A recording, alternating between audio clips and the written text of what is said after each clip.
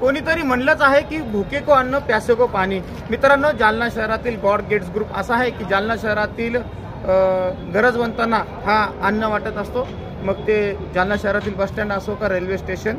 परमेश्वराची दया ही सर्वांवर राहाव आणि कोणीही उपाशी राहू नये या ग्रुपचा हा त्यामागचाच उद्देश आहे।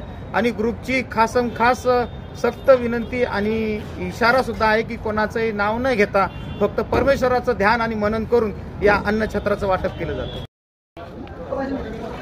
एक प्लेट तिकडे त्या म्हातारीला नेऊन द्यायचे बरं जेवायला ते चालता येत